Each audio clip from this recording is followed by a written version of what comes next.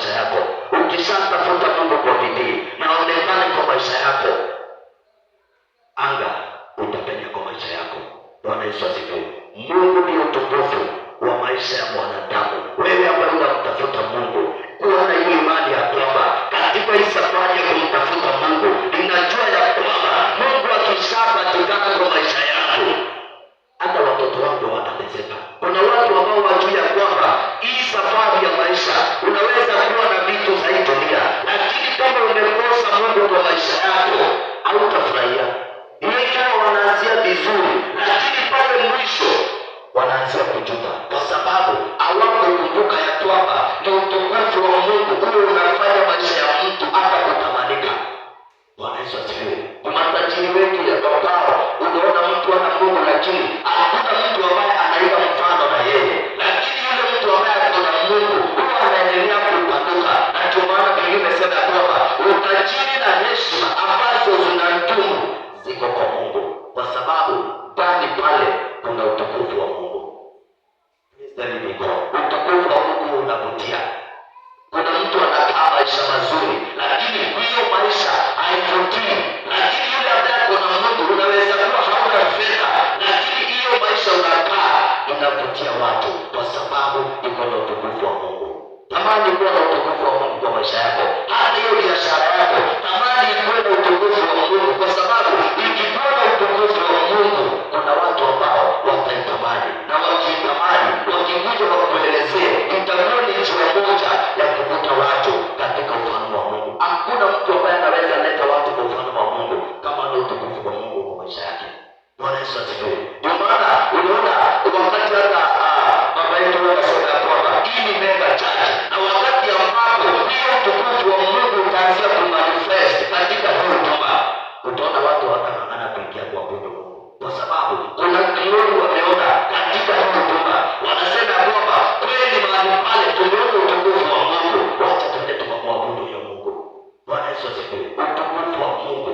Mungu ndio utukufu wa maisha ya mwanadamu. Tafuta sana kutembea na utukufu wa Mungu kwa maisha yako. Iwe ni biashara unafanya, wacha hiyo biashara uifanye ikiwa na utukufu wa Mungu, na mwambie Bwana, nataka uonekane katika hii biashara yako, utukufu wako uonekane katika hii biashara yako. Hata kama ni masomo ya watoto wako, umwambie Mungu, katika hii safari ya masomo ya hawa watoto, wacha utukufu wako uonekane.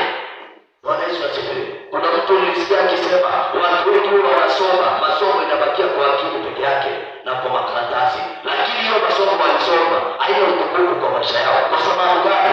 Kuna kitu ambacho hawakuelewa. Masomo bila Mungu haiwezi kuwa na utukufu. Hapana, lazima utambulishe Mungu katika hiyo masomo, na umwambie Bwana, hao watoto wangu wanasoma, wacha utukufu wako uonekane katika hiyo masomo yao. Bwana Yesu asifiwe. Wengi wanasoma, mwisho pale wanaishia kuwa wenda wazimu. Gani? Hii akili imejaa masomo, lakini Mungu hayuko ndani pale. Lakini kama alishamtambulisha Mungu katika hiyo masomo, akimalizia vizuri, wengi wanafikiria kwamba kusoma ndio itakupatia nuru ya maisha yako. Hapana, Biblia imesema ya kwamba jua halitakuwa nuru yako wala mwezi, lakini Bwana atakuwa nuru yako. Hiyo nuru ya Mungu ikionekana kwa maisha yako, utukufu wake utaonekana kwa maisha yako.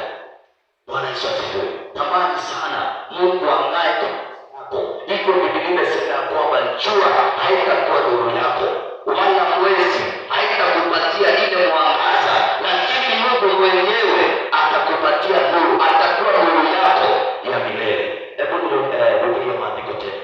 Isaiah 60 verse number 19.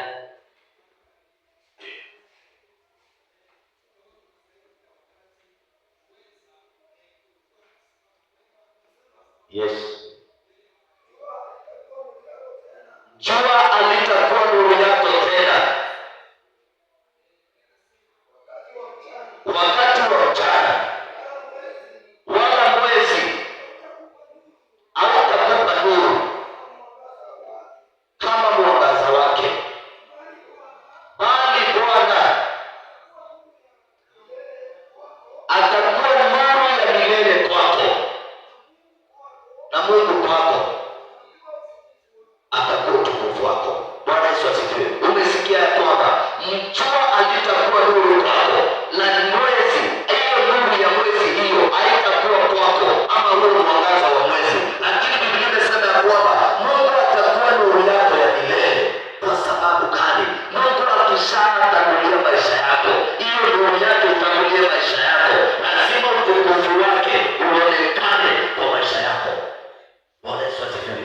Ni watu umejenga misingi ya maisha yako, hiyo ni watoto, hiyo ni ndoa, hiyo ni biashara, umeijenga katika nuru gani ama katika utukufu gani? Kwa sababu kuna watu ambao wanatamani kutajirika, lakini hawajui utajiri lazima umejengwa katika ufalme fulani, na yule ambaye amejenga utajiri wake katika ufalme wa Mungu, hiyo utajiri kuna utukufu. Lakini wale ambao huwa wanatambua ya kwamba shetani huwa ukiingia kwa shetani unatajirika, pale mwisho huwa unaishia kwa mtu ambaye hakuna kitu. Ndio maana Biblia inasema ya kwamba utajiri wa Mungu ama baraka ya Mungu huwa inatajirisha, na huwa haichanganyi huzuni nayo. Bwana Yesu asifiwe. Kwa sababu gani? Hizo baraka za Mungu ziko na utukufu. Hiyo utukufu ikionekana kwa maisha yako, ikionekana hata kwa watoto wa watoto wako. Mungu amesema nitakuwa nuru yako ya milele. Ukishapata hiyo utukufu wa Mungu, hata watoto wako watauona. Hebu soma hiyo maandiko Mr. Mungu.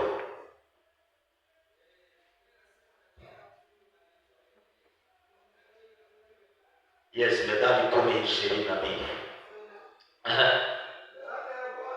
Baraka ya Bwana utajirisha, wala hachangani uzuri nayo. Bwana Yesu asifiwe. Baraka ya Bwana utajirisha, wala hachangani uzuri nayo. Kwa sababu gani? Hiyo baraka ya Mungu iko na utukufu wa Mungu ndani yake. Bwana Yesu asifiwe. Hata Mungu akikubariki na gari, hiyo gari iko na utukufu wa Mungu ndani yake, na ni lazima utukufu wake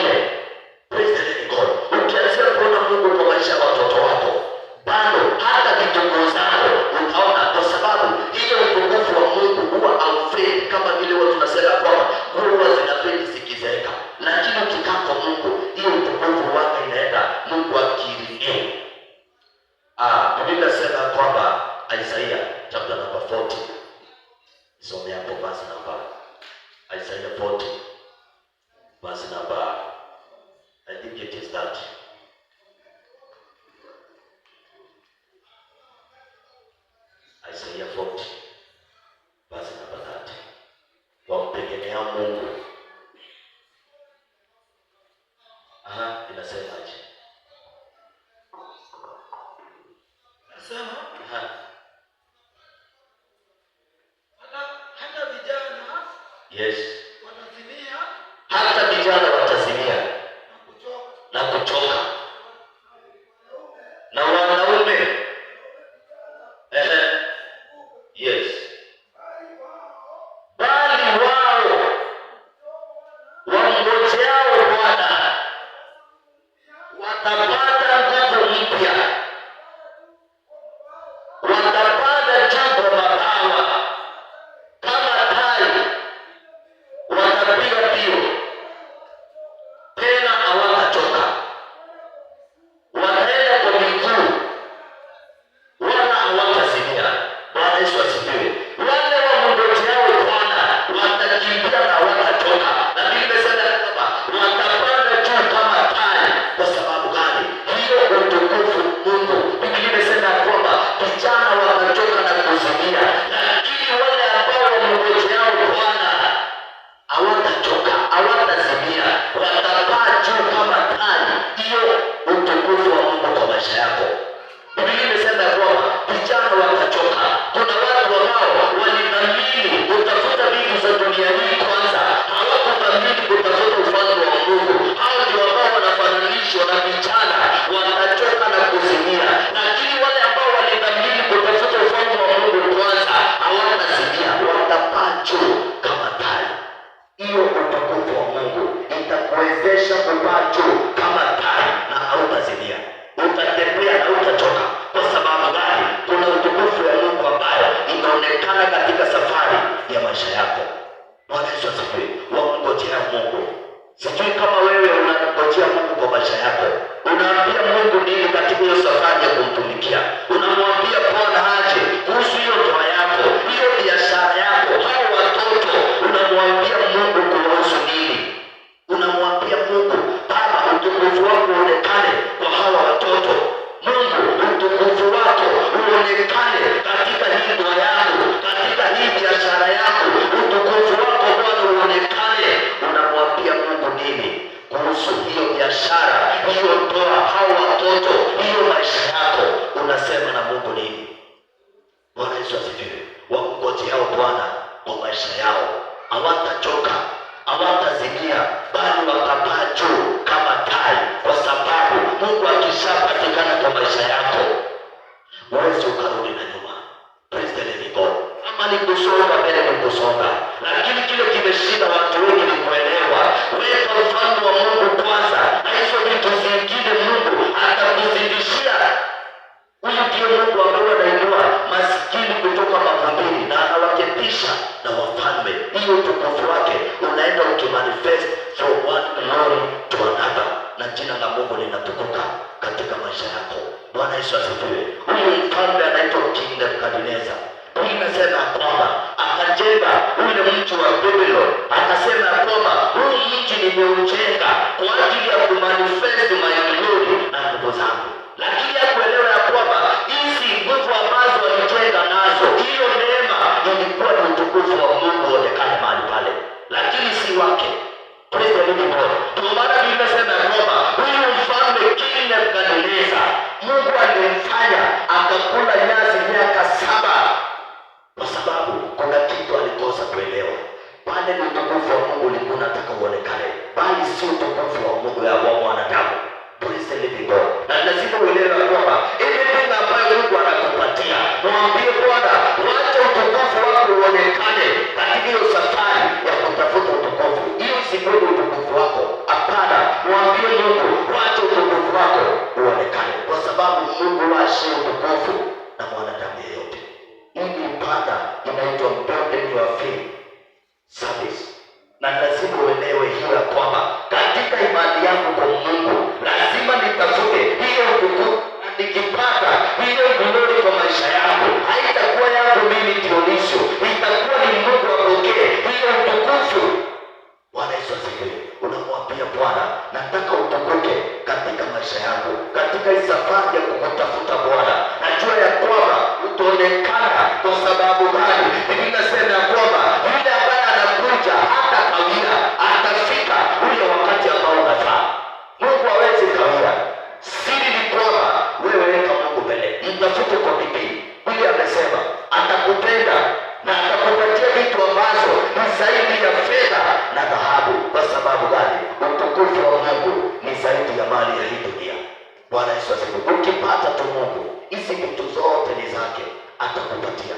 Amini Mungu na umwambie Bwana, tukuza jina lako kupitia maisha yangu, utukufu wako uonekane kupitia hii ndoa yangu, hii biashara, hawa watoto, hii Bwana huduma, utukufu wako uonekane.